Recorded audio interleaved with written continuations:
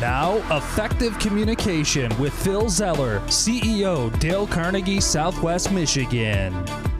Well, hello there. It's an honor to be with you. Phil Zeller here, Effective Communication. I got a question for you today.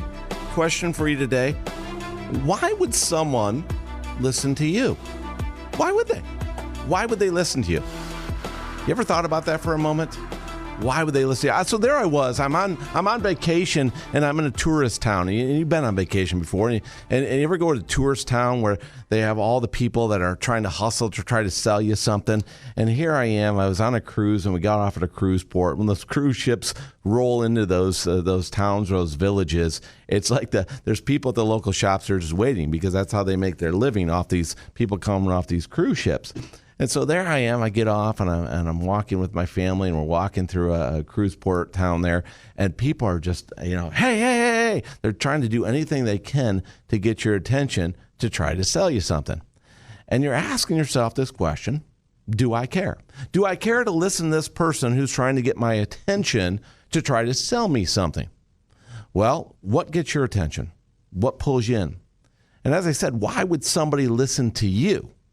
And so some of these people are pretty good, and they're very ingenious. And I watched one guy; he was pulling every bag out of the hat that he could. Anything he could come up with, he was trying to say stuff off the wall. He was making comments about the way people looked, what they were wearing, or who they were with, and anything he could do to get their attention, just to try to get them engaged in the conversation. And interestingly enough, we have, coming off the pandemic, we have a lot of people that are not as engaged as they used to, and not real susceptible to getting conversations like they used to. So it's even more challenging now to have better communication with people, because people haven't had as much communication because of the pandemic, and they haven't really had thought much about being out there with a lot of people they don't know. And as that comes back, you're seeing this dichotomy at play here, and it's quite interesting to watch. So today I want to share with you, why would somebody listen to you? Well, there's really two reasons why somebody would listen to you. First of all, it's because they may care about you. At some form, of some level, they care about you. Maybe they like you, maybe they love you, maybe they appreciate you, and they care about you. So there's some people listen to the show that are friends of mine, and I've known them for years, and they go, Phil, I just love, hearing my buddy on the radio, and I want to listen to your show. And I love those people. They're in my life, and they're part of my life, and I take their stories, and their stories come to life, and oftentimes in the show, I share their stories with you as examples of how to be more effective in what you do when you communicate to human beings.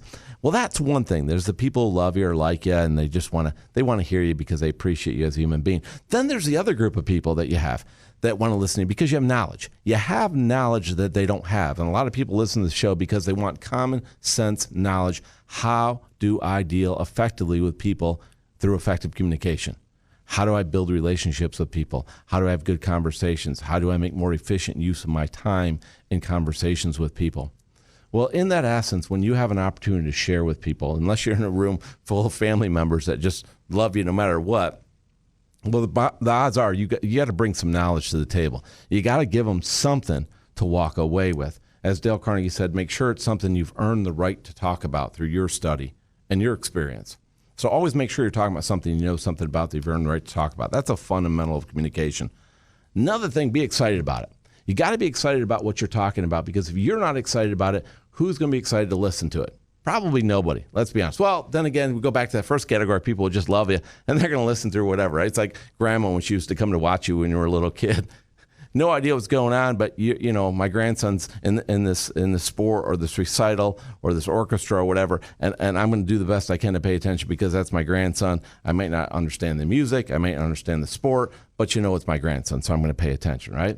But short of that, we got to give knowledge, and we got to earn the right. And so as you think about being knowledgeable in what you know, there's a lot of stuff that you do know, because every day you're having experiences. And when you share that wisdom with other people, what you really want to do is share with them knowledge that they're going to find valuable. So understand knowledge that you've put into play, that you've used in the past, that has helped you.